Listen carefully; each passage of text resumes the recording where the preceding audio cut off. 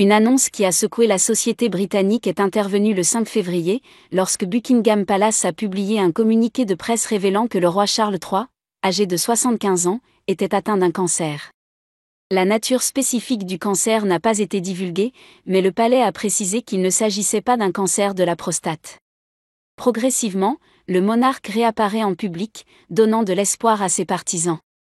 Le 3 mai, le père des princes William et Harry a été aperçu au Royal Windsor Horse Show, dans le Berkshire.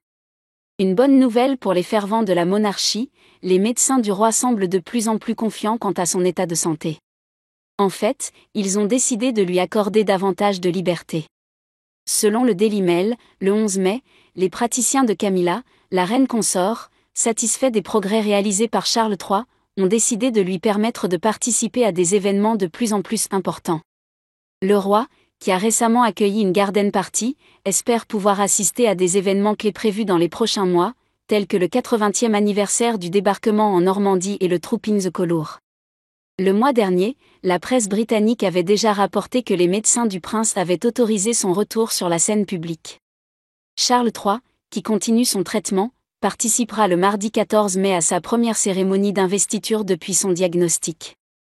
Il remettra des distinctions à Justin Welby, l'archevêque de Canterbury, et à Dame Gilly Cooper, auteur de plusieurs ouvrages, au château de Windsor. Le premier sera officiellement nommé chevalier commandeur de l'Ordre royal de Victoria pour ses services personnels à la couronne, tandis que la seconde sera honorée pour ses contributions à la littérature et à la philanthropie. D'autres personnalités seront également honorées ce jour-là, la plupart pour leur soutien lors de l'organisation du couronnement de Charles III. Il s'agit de l'engagement le plus important auquel le roi participe depuis l'annonce de son cancer.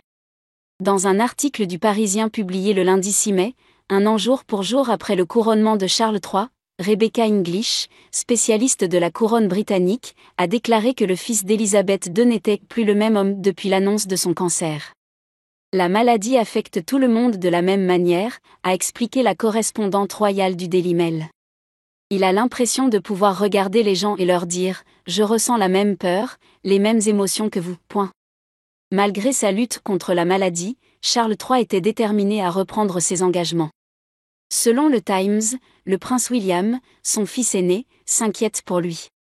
Le père de George, Charlotte et Louis seraient préoccupés par le fait que le roi travaille de manière excessive au détriment de son bien-être, d'après les confidences d'une source proche dans la presse.